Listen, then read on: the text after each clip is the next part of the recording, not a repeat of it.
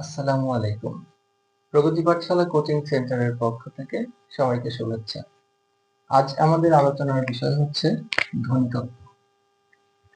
আমরা জানি পৃথিবীতে বর্তমানে জীবিত যে ভাষার সংখ্যা বর্তমানে প্রায় ৭,১৬৪টি ভাষা আছে।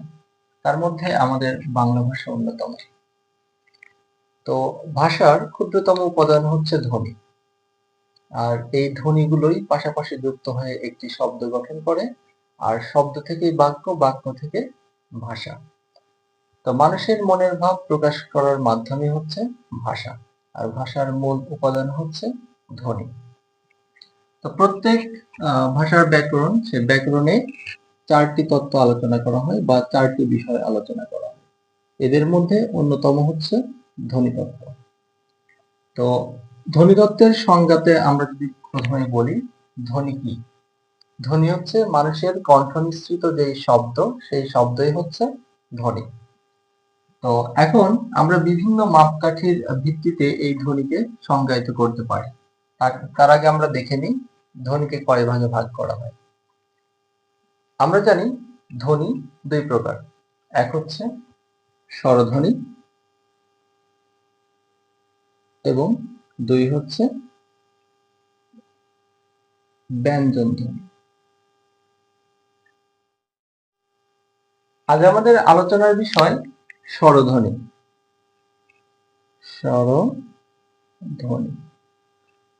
স্বরধ্বনি স্বরধ্বনি হচ্ছে যে ধ্বনি উচ্চারণের সময় ফুসফুস তাড়িত বাতাস কোথাও বাধাপ্রাপ্ত না হয়ে যদি সরাসরি উচ্চারিত হয় তাহলে সেটা হচ্ছে স্বরধ্বনি। তো এখন আমরা আলোচনা করব হচ্ছে মৌলিক স্বরধ্বনি। মৌলিক স্বরধ্বনিটা তাহলে কি? একক মুখাভঙ্গির অধিকারী স্বতন্ত্র যেই ধ্বনি আছে, স্বরধ্বনি আছে, সেটাকে বলা হয় মৌলিক স্বরধ্বনি। আমরা যদি সিরিয়াল অনুসারে সাজাতে যাই তাহলে মৌলিক স্বরধ্বনি আছে মোট 7টি। এগুলো হলো ই, এ, এ, আ, অ, ও এবং ও। এই 7টি মৌলিক স্বরধ্বনি রয়েছে।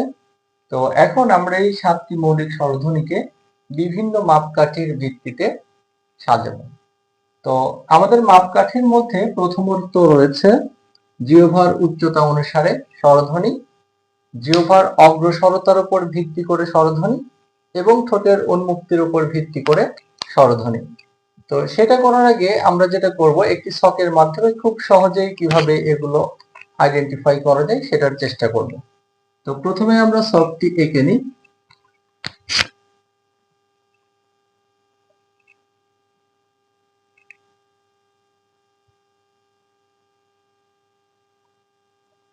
আমরা সিরিয়াল অনুসারে সাজাবো। ই, এ, এ, আ, অ, ও এবং ও। বিভিন্ন মাপকাঠির উপর ভিত্তি করে আমরা মৌলিক স্বরধ্বনিকে ভাগ করতে পারি। প্রথমত যেটা আছে জিহ্বার অগ্রসরতার উপর ভিত্তি করে স্বরধ্বনি। এখন জিহ্বাটা সামনের দিকে অগ্রসর হচ্ছে নাকি পিছনের দিকে অগ্রসর হচ্ছে, এর উপর ভিত্তি করে আমরা 3 ভাগে ভাগ করতে পারি। আমরা যদি এখানে খেয়াল করি তো বাম পাশে যে অংশটা আছে সেটাকে আমরা ধরছি সম্মুখ, ডানে যেটা আছে সেটা হচ্ছে পশ্চাৎ এবং মাঝে যে অংশটা আছে এটা হচ্ছে মধ্য। তাহলে জিহ্বার অগ্রসরতার উপর ভিত্তি করে ধ্বনিকে 3 ভাগে ভাগ করা হচ্ছে। তো এখন এখানে আছে ই, এ এবং এ। এই তিনটি হচ্ছে সম্মুখ স্বরধ্বনি। এখানে যেটা আছে উ, ও এবং অ, এটা হচ্ছে পশ্চাৎ স্বরধ্বনি। এবং নিচের দিকে মাঝামাঝি যে অবস্থানে আছে এটা হচ্ছে আ, আ হচ্ছে মধ্য স্বরধ্বনি। এবার আমরা দেখব জিহ্বার উচ্চতার উপর ভিত্তি করে। জিহ্বার উচ্চতার উপর ভিত্তি করে, অর্থাৎ এখানে জিহ্বার উচ্চতা, জিহ্বাটা উপরের দিকে যাচ্ছে নাকি নিচের দিকে যাচ্ছে, এটার উপর ভিত্তি করে স্বরধ্বনিকে 4 ভাগে ভাগ করা হয়।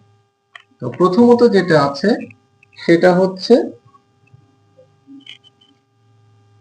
উচ্চ স্বরধ্বনি, 2 নম্বরে যেটা আছে উচ্চ মধ্য স্বরধ্বনি, 3 নম্বরে আছে হচ্ছে নিম্ন মধ্য স্বরধ্বনি, 4 আছে হচ্ছে নিম্নধ্বনি। তাহলে আমরা যদি একটু খেয়াল করি এদিকে, তাহলে যেটা দেখতে পাই সেটা হচ্ছে এখানে রস্বই এবং রস্য, আমরা এখানে ই ও এরকম উচ্চারণ করব। এখানে ই উচ্চারণ করার সময় জিহ্বাটা যত উপরের দিকে যাচ্ছে, এ উচ্চারণ করার সময় একটু নিচের দিকে যাচ্ছে। আবার এ এর তুলনায় আমরা যখন এ উচ্চারণ করছি তখন সেটা আস্তে আস্তে আরো নিচের দিকে যাচ্ছে, এবং যখন আ উচ্চারণ করছি তখন দেখা যাচ্ছে সবচেয়ে নিচের দিকে যাচ্ছে। তো এখন আমরা প্রথমত এখানে ই এবং উ, এটা যেহেতু জিভটা উপরের দিকে যাচ্ছে এজন্য আমরা এটাকে বলতে পারি উচ্চ স্বরধ্বনি, এবং আ উচ্চারণ করার সময় জিভ সবচেয়ে নিচের দিকে থাকে, এজন্য আমরা আ কে বলছি কি নিম্ন স্বরধ্বনি। এবার এখানে এ এবং ও, এই এ এবং ও এটা উচ্চ স্বরধ্বনির থেকে তুলনামূলকভাবে একটু নিচের দিকে যাচ্ছে, এজন্য এটাকে বলা হচ্ছে উচ্চ নিম্ন স্বরধ্বনি। এবং এ ও উ এটা এ এবং অ উচ্চারণের সময় আরো নিচের দিকে যাচ্ছে, এজন্য এটাকে আমরা বলতে পারছি হচ্ছে নিম্ন মধ্য স্বরধ্বনি।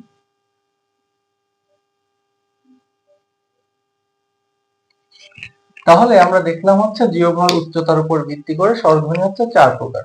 একটা উচ্চ স্বরধ্বনি, উচ্চ মধ্য স্বরধ্বনি, নিম্ন মধ্য স্বরধ্বনি এবং নিম্ন স্বরধ্বনি। তো এবার আমরা যদি আসি সেটা হচ্ছে ঠোঁটের উন্মুক্ততার উপর ভিত্তি করে। ঠোঁটের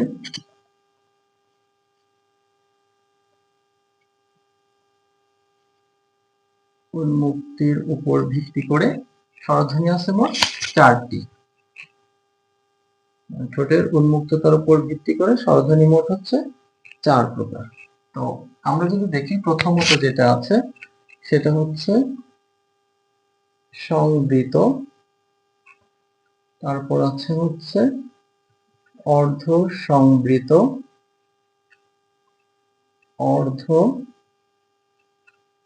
বিবৃত এবং হচ্ছে বিবৃত। অর্থাৎ আমরা স্বরধ্বনি উচ্চারণের সময় যদি আমাদের ঠোঁট সবচেয়ে বেশি খোলে, সবচেয়ে বেশি ফাঁকা হয়, তাহলে সেটা হবে বিবৃত ধ্বনি, আর সবচেয়ে কম ফাঁকা হলে বা সবচেয়ে কম খুললে সেটা হবে সংবৃত ধ্বনি। তো আমরা যদি এখানে একটু খেয়াল করি, এখানে ই এবং উ এই দুইটা ধ্বনি যদি আমরা উচ্চারণ করি তাহলে দেখি যে সবচেয়ে কম, অর্থাৎ আমাদের ঠোঁটের মধ্যবর্তী যে দূরত্ব সেটা সবচেয়ে কম, তাহলে এটা হচ্ছে সংবৃত স্বরধ্বনি। তাহলে সংবৃত স্বরধ্বনি কয়টি? 2টি, একটা হচ্ছে ই এবং অপরটি হচ্ছে উ।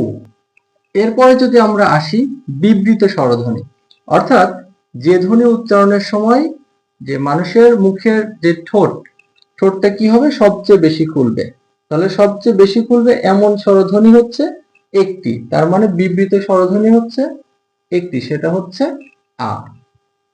এরপরে সংবৃতের পরে যেটা আছে এ এবং ও, তো এ এবং ও এই দুটি ধ্বনি উচ্চারণ করার সময় সংবৃত থেকে কিছুটা বেশি খুলছে, এজন্য এটাকে বলা হয় অর্ধ সংবৃত স্বরধ্বনি।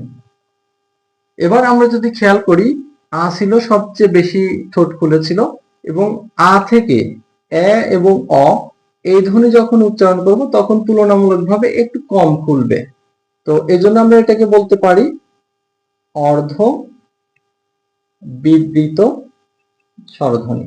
তাহলে এখানে অর্ধ সংবৃত স্বরধ্বনি আছে 2টি, একটি হচ্ছে এ এবং ও।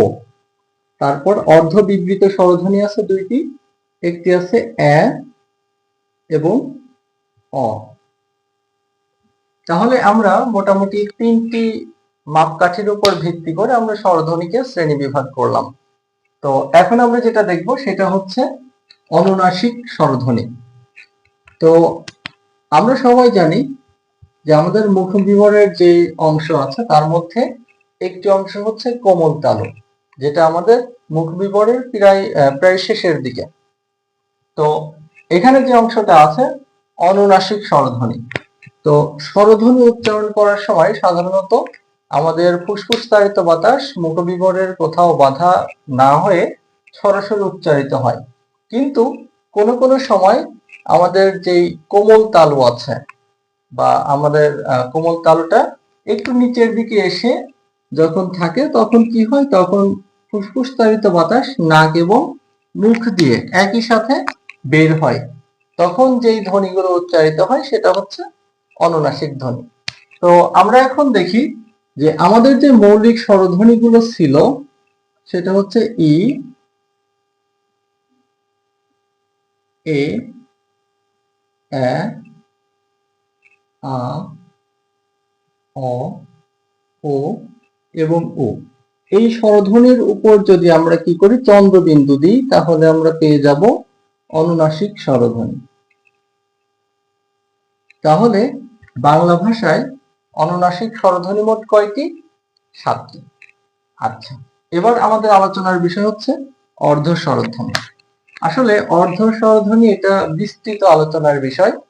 এটা নিয়ে অনেক অনেক অনেক জল্পনা কল্পনা আছে এবং আমেরিকা এবং ব্রিটিশ ভাষাতত্ত্ববিদ বা ধ্বনিতত্ত্ববিদ যারা আছে তাদের মধ্যে বিভিন্ন জন বিভিন্নভাবে কথা বলেছেন। এবং আমাদের দেশে যে ডক্টর মোহাম্মদ শহীদুল্লাহ এই সম্পর্কে কথা বলেছেন, আব্দুল হাই এই সম্পর্কে কথা বলেছেন, মুনির চৌধুরী কথা বলেছেন। আসলে শেষ পর্যন্ত এরা একটা দ্বিধা থেকে যায়।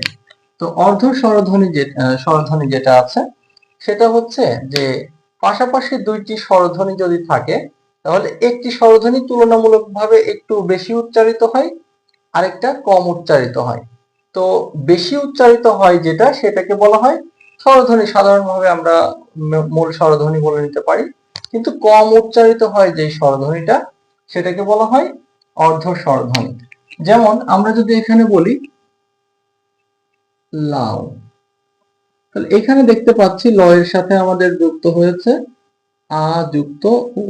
এখানে আমরা আগে স্বরধ্বনির মতো দীর্ঘক্ষণ টেনে পড়তে পারি, কিন্তু যখন আমরা উ উচ্চারণ করব লাউ, তখন এই উ এর উচ্চারণ বেশিক্ষণ করতে পারবো না। অর্থাৎ এখানে উটা হচ্ছে অর্ধ স্বরধ্বনি। এক কথায় আমরা মনে রাখবো, দুইটি পাশাপাশি স্বরধ্বনি যদি থাকে তাহলে যেই স্বরধ্বনিটি বেশি উচ্চারিত হবে সেটা আমরা সাধারণত স্বরধ্বনি ধরে নিচ্ছি, আর যেটা সাধারণত একটু কম টেনে পড়া যাবে সেটা হচ্ছে অর্ধ স্বরধ্বনি। তো বাংলা ভাষায় যে অর্ধ স্বরধ্বনি যেটা আছে, অর্ধ স্বরধ্বনি মোট 4টি। 4টি কি কি? ই, এ, ও এবং উ। এই 4টি হচ্ছে অর্ধ স্বরধ্বনি। এরপরে যে অংশটা আছে সেটা হচ্ছে দ্বিস্বরধ্বনি। তো দ্বিস্বরধ্বনিটা কি? এটা অনেকটা অর্ধ স্বরধ্বনির মতোই। দ্বিস্বরধ্বনিটা এরকম যে পাশাপাশি দুইটি স্বরধ্বনি যদি একই সাথে উচ্চারিত হয় তাহলে সেটা দ্বিস্বরধ্বনি। যেমন আমরা আগের উদাহরণটাই যদি নিই তাহলে আমরা দেখতে পাচ্ছি এখানে লাও, এখানে আমরা কখনো বলি না যে লা ও, কখনো এরকম বলি না। তো আমরা এখানে কি আউটা একসাথে উচ্চারণ করছি লাও। যেমন আমরা যদি এখানে বলি যে দি, তাহলে এখানে যে ই যুক্ত ই, এটাও দ্বিস্বরধ্বনি। তো এখানে ই এর উচ্চারণ যে দি আবার ই কে উচ্চারণ করি, এরকম তো করি না, একসাথে আমরা উচ্চারণ করি। তাহলে আমরা দেখতে পাচ্ছি কি দুইটি স্বরধ্বনি পাশাপাশি যদি একসাথে উচ্চারিত হয় তাহলে সেটাকে বলা হয় দ্বিস্বরধ্বনি। তো এখন যে অংশটা আছে সেটা হচ্ছে দ্বিস্বরধ্বনি। বাংলা ভাষাতে দ্বিস্বরধ্বনি চিহ্নিত বর্ণ আছে দুইটি, একটি আছে হচ্ছে ওই, এবং অপরটি আছে ও। ওইকে ভাঙলে আমরা যেটা পাচ্ছি সেটা হচ্ছে ও যুক্ত ই, এবং ওকে ভাঙলে যেটা পাচ্ছি ও যুক্ত ও। তো এখন আমরা যেই বিষয়টি বলতে চাচ্ছি সেটা হচ্ছে আমাদের সামগ্রিক যে বিষয় ছিল আজকে, ধ্বনির সংজ্ঞা, বিভিন্ন মাপকাঠির উপর ভিত্তি করে স্বরধ্বনি, আনুনাসিক স্বরধ্বনি, অর্ধস্বরধ্বনি এবং দ্বিস্বরধ্বনি। পরবর্তী ক্লাসে আমরা ব্যঞ্জন ধ্বনি সম্পর্কে বিস্তারিত জানার চেষ্টা করব। আসলে এই ক্লাসটি এত এত এত গুরুত্বপূর্ণ যে আমাদের অষ্টম শ্রেণী থেকে বাকিটা জীবনের বাকিটা অংশ যেখানে আপনি প্রতিযোগিতামূলক পরীক্ষা হোক, যেই পরীক্ষা হোক, বাংলা ব্যাকরণ যেখানে আছে সেখানেই এই স্বরধ্বনি বা ধ্বনি সম্পর্কিত আলোচনা অবশ্যই থাকবে।